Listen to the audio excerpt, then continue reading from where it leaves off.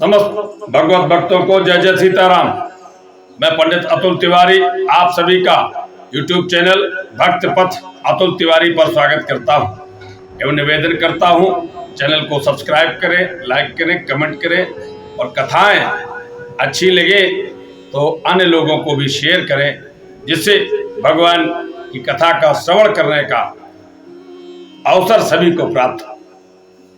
और पिछली कथा में पंचम दिवस की कथा में हमने आपको सुनाया था कि निर्गुण ते ये भांत बड़ नाम प्रभाव अपार और कहूं नाम बलराम ते निज विचार अनुसार। गोस्वामी जी कहते हैं नाम की जो महिमा है वह भगवान के जो दो स्वरूप हैं उनमें एक का वर्णन तो हमने कर दिया कि निराकार से नाम कैसे बड़ा है। अब सगुण राम से नाम कैसे बड़ा है इसको भी विस्तार से बताते हैं। गोस्वामी जी कहते हैं राम भगत हित नर तनोधारी सह संकट किए साधु सुखारी और नाम सप्रेम जपत अनयासा भगत हो है मुद मंगल वासा। देखिए गोस्वामी जी कहते राम जी ने भक्तों के हित के लिए मनुष्य शरीर धारण किया और स्वयं कष्ट सहकर, जब स्वयं कष्ट सहे वन में जाकर तब साधुओं को, मुनियों को, ऋषियों को, ब्रह्मचारियों को, ब्राह्मणों को सुखी किया। परंतु नाम क्या करता है? नाम तो यदि भक्तगण प्रेम के साथ जपते हैं तो वह सहज में ही वह आनंद और कल्याण के घर हो जाते हैं। वह उस सुख को प्राप्त कर लेते हैं जिस सुख को भगवान ने शरीर धारण करके ऋषियों मुनियों को प्राप्त कराया, पर नाम से वह सहज में ही प्राप्त हो जाता है। ये नाम का प्रभाव देखिए। और कहते हैं राम एक तापस थी तारी। राम जी ने एक स्त्री गौतम मुनि की स्त्री अहल्या को तारा था, एक तपस्वी की स्त्री को तार दिया, परंतु नाम कोट खल कुमत सुधारी। परंतु नाम ने तो करोड़ों दुष्टों की बुद्धि को सुधार दिया। रे से राम सुकेत सुता की साहित्य सेन सुत कीन विवाह की। मुनिवर विश्वामित्र के हित के लिए सुकेत राक्षस की पुत्री तारका का वध राम जी ने किया, उसके पुत्र स्वभाव सहित। परंतु सहित दोष दुख दास दुरासा दल नाम रब जिमिन से नासा। कहते हैं तारका का वध तो राम जी ने किया पुत्र स्वभाव से, परंतु नाम क्या करता है? नाम ने अपने भक्तों के दोष दुख और दुराशा का इस तरह नाश कर दिया जैसे सूर्य रात्र का नाश कर देता है। दलय नाम जिम रब निस नासा। ये नाम का प्रभाव है। अब भंजे राम आप भव चापू भव भय भंजन नाम प्रतापू। और इस चौपाई का तो बहुत सुंदर अर्थ गोस्वामी जी ने यहाँ पर जो लिखा है उसका करता हूं कि भंजे राम आप भव चापू। राम जी ने स्वयं, भव माने भगवान शंकर होते। भगवान शंकर का एक नाम है भव, तो भव भगवान शंकर के चाप अर्थात पिनाक का खंडन, अजगव का खंडन राम जी ने कर दिया। परंतु एक और भाव होता है, एक भाव माने भगवान शंकर और एक भाव माने ये भाव सागर। ये संसार सागर को भी भाव ही कहा जाता है। पर नाम क्या करता है? भाव भय भंजन नाम प्रतापू। नाम का जो प्रभाव है, नाम की जो महिमा है, वह तो इस संसार के भय को ही नष्ट कर देती है। यह राम जी के नाम का प्रभाव है। कहते हैं दंडक बन प्रभु कीन सुहावन, जन मन अमित नाम किए पावन, और निश्चर निकर दले रघुनंदन, नाम सकल कल कलुष निकंदन। राम जी ने दंडक वन को पवित्र कर दिया।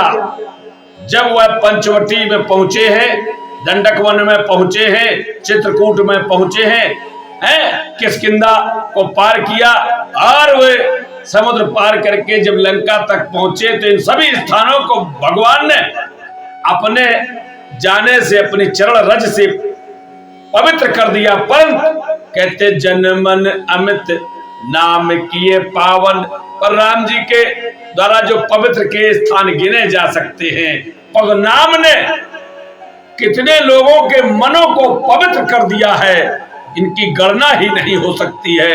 यह नाम की महिमा है।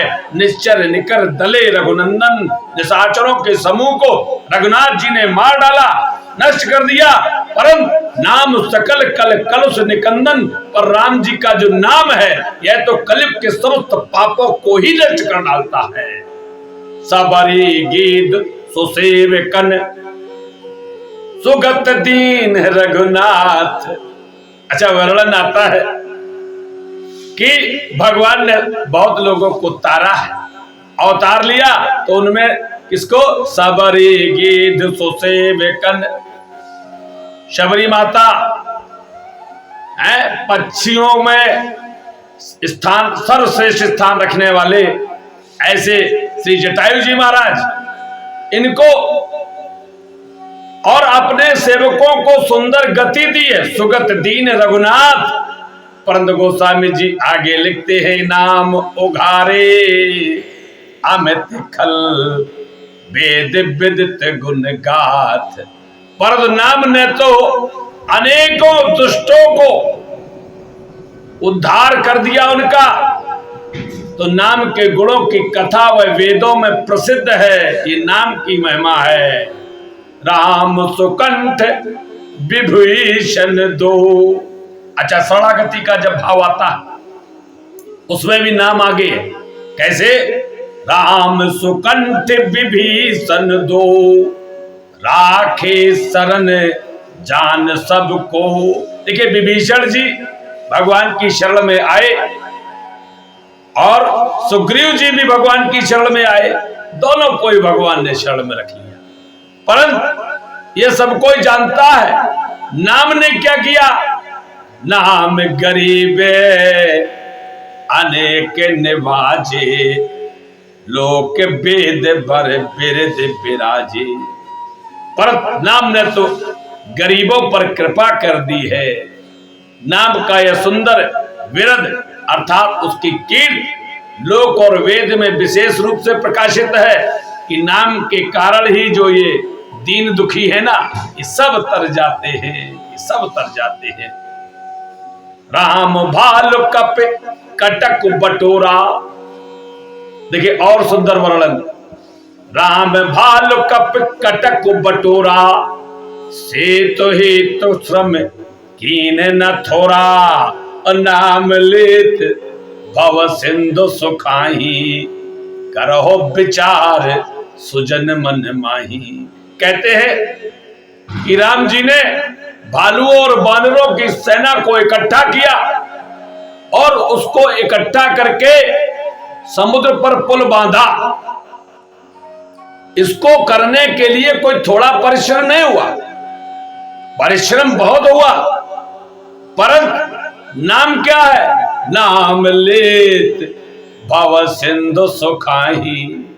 भगवान का नाम लेते ही ऐसे करोड़ों संसार समुद्र सूख जाते हैं। ये भवसागर ही सूख जाता है, संसार समुद्र ही सूख जाता है। और इसी से तो हमें पार होना है ना, इस संसार समुद्र से पार होना ही तो है हमें।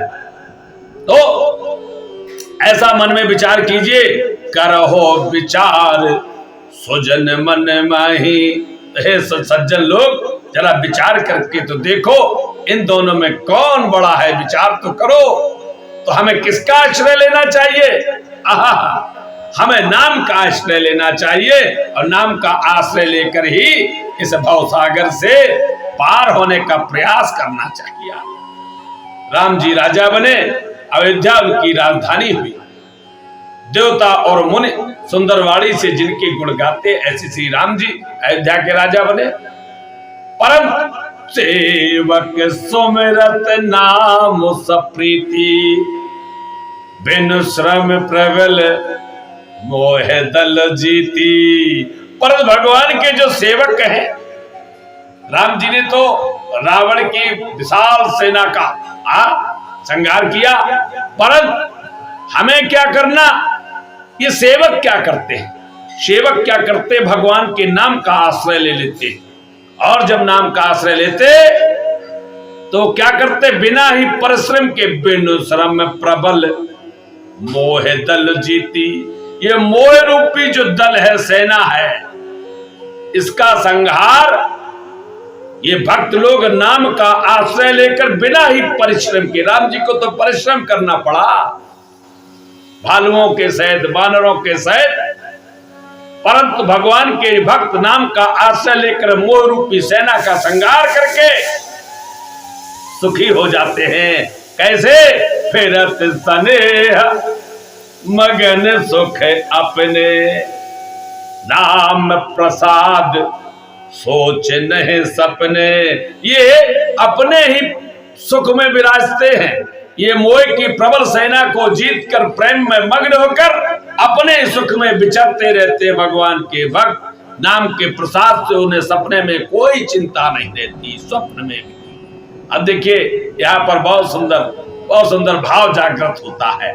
कहते हैं ये मोह को ही क्यों कहा? अन्य भी तो है, क्रोध, काम, लोभ, परंतु कहते हैं जो भक्त होते हैं ना, ये प्रबल कौन है? मोह। मोह क्या? मोह सकल व्याधिन कर मूला। देखो, मोह ना हो तो न काम उपजे, न क्रोध, न लोभ। काम, क्रोध, मद, लोभ सब तो ये कहां से प्रकट होते हैं? मोह से। मोह क्या है? मोह सकल व्याधिन कर मूला। ये जो व्याधियां हैं ना, काम, क्रोध, मद, मान, मत्सर, ईर्ष्या, डाह, दंभ, कपट, ये सारे उत्पन्न तो मोह से ही होते हैं। और नाम का आश्रय लेकर ये मोह से तर जाते हैं। मोह से हटकर फिर ये भक्त क्या करते हैं? जो मोह से हट जाता है वह भक्त फिर कैसा हो जाता है, उसकी तो बड़ी विलक्षण गति होती है। और कैसी गति होती है, कुछ दो शब्दों में बताऊंगा कैसे। देखिए, भक्त हमारे बिंदु जी महाराज थे, हमारे गुरुदेव वर्णन करते हैं, बताते हैं। बिंदु जी महाराज, वो तो भगवान से, जब जो भक्त होता ना वह मोह से हट जाता है तो भगवान से कभी कभी वह लड़ने भी लगता। तो हमारे बिंदु जी महाराज क्या कहते थे कि जलवा दिखाने वाले रुख पे नकाब क्यों? देखिए, भक्त प्रश्न करता है, ये किसका आधार किसका होता, बल किसका होता? राम जी से प्रश्न करता, राम जी से लड़ता है, और राम जी से लड़ने का साहस तो कोई कर ही नहीं पाया, परंतु यह भक्त करता, परंतु उसके लिए भी पीछे से कोई बल तो चाहिए जिसके बल पर वह भक्त लड़े। उसके बल क्या होता है? बल तो भगवान का नाम ही होता है। तो नाम के बल से वह, राम नाम के बल से राम से लड़ जाता है और कहने लगता है कि जलवा दिखाने वाले रुख पे नकाब क्यों? गणिका से कुछ न पूछा, हमसे हिसाब क्यों? वह ऐसे भक्त ऐसे कहता है, गणिका से कुछ न पूछा, हमसे हिसाब क्यों? ऐसा है, हमसे हिसाब मत करो कि हमने कितने पाप किए, कितने पुण्य किए। उस वैश्या से नहीं पूछा था, हमसे हिसाब बना रहे हो, चलो खोलो बैकुंठ के दरवाजे। ये भगवान के भक्तों का भाव होता है। ऐसे कहते हैं, कन्हैया को एक रोज रोकर पुकारा और रोने लगा भक्त। कहने लगा, कहा उनसे जैसा हूं अब हूं तुम्हारा। राम नाम का आश्रय लिया और कहने लगा मैं जैसा हूं तुम्हारा ही हूं। भगवान प्रकट हो जाते हैं। भगवान कहते अच्छा ठीक, बोलो क्या चाहिए। कहने लगा मुझे अपना बना लो। ये हमारे बिंदु जी महाराज जी का बड़ा सुंदर पद है। कन्हैया को एक रोज रोकर पुकारा, कहा उनसे जैसा हूं अब हूं तुम्हारा। वो बोले कि साधन किए तुमने क्या है, मैं बोला किसे तुमने साधन से तारा। वो बोले कि दुनिया में आकर किया कुछ, मैं बोला तो अब भेजना मत दोबारा, क्यों भेजा था, अब की बार गलती हो गई। यही तो कहते हैं ना, आदमी काम बिगड़ जाता, कहता भाई गलती हो गई क्षमा करो, अब ऐसा कार्य ना करना। तो भक्त कितना चतुर है, भगवान से लड़ता है और कहता है तो ठीक है, अब ने कुछ किया नहीं यहाँ पर, जप जोग साधन है, न जप किया, न योग किया, न तपस्या की, न पूजा की, तो अब भेजना मत दोबारा, हमें भेजना ही नहीं, हमने कुछ किया नहीं है। भगवान परेशान हो जाते। उत्तर भगवान को मिला नहीं तो भगवान कुछ खींच से गए। कहने लगे मैं, वो बोले परेशान हूं तेरी बहस से। भगवान कहने लगा तो बहुत बहस करता हूं, मैं परेशान हो गया। तो भक्त क्या कहता हूं, मैं बोला तो कह दो तो जीता मैं हारा। अरे बहस में अगर परेशान हो गए तो हमसे कह दो मैं जीत गया, मुझे जिता दो ना। भक्त कहता है इसमें बहस मत करो ना, जो हम चाहते हैं मुझे जिता दो, तुम हार जाओ, क्योंकि तुम्हारी तो वैसे भी आदत है हारने की है। भगवान हमारे भक्तों के लिए, तो मेरे लिए क्यों इतना जो समय लगा रहे हो। तो भगवान ने कहा कि देखो फिर क्या कोई है तुम्हारे पास जरिया है। भगवान बोले, वो बोले कि जरिया तेरा क्या है मुझ तक। भगवान कहने लगे कि मुझ तक पहुंचने का तेरा क्या जरिया है, किस रास्ते से आएगा, चलो मैं तुझे ले जाता हूं, परंतु रास्ता तो बताओ, क्या तुमने कोई रास्ता चुना है। भक्त कहने लगता है मैं बोला कि बस द्रगे बिंदु का सहारा, मैं बोला कि बस द्रगे बिंदु का सहारा। भक्त कहता है मेरे पास कोई साधन नहीं है, न जप न योग न मख न दान न तप, कुछ भी नहीं भगवान। मेरे पास सहारा एक है कि मैं अपनी आंखों से आंसुओं की धारा बहा सकता हूं। ये आंसू बहाऊंगा और जब आंसुओं पर आप द्रवित हो जाएंगे, यही मेरे लिए एकमात्र सहारा है। तो भगवान के जो भक्त होते हैं वह नाम का आश्रय लेकर भगवान से भी लड़ जाते हैं। कहते हैं वो बोले कि हजारों हैं करूं दया में किस किस पर, मैं बोला साफ ही कह दो बचा कुछ नहीं खजाने में। कहा प्रभु से बिगड़ता क्या मेरी बिगड़ी बनाने में। तो नाम का आश्रय लेकर प्रभु से यही कहना चाहिए मेरी बिगड़ी को बना दो, मुझे अपना लो, मैं आपका दास हूं, मैं कुछ जानता नहीं हूं, न जाना में योगम जपम न पूजाम। और सभी को भगवान के नाम का ही आश्रय लेना चाहिए, और कलयुग में यही एकमात्र सहारा है, इसके अलावा कोई सहारा नहीं। सरल सुगम, परंतु हम लोग इतने भ्रष्ट हैं इसका भी सहारा नहीं लेते हैं। और इसी के साथ हम कथा को समाप्त करते हैं। अगली कथा राम नाम की महिमा यहीं से श्री रामचरितमानस की प्रारंभ होगी। तब तक के लिए जय जय सीताराम।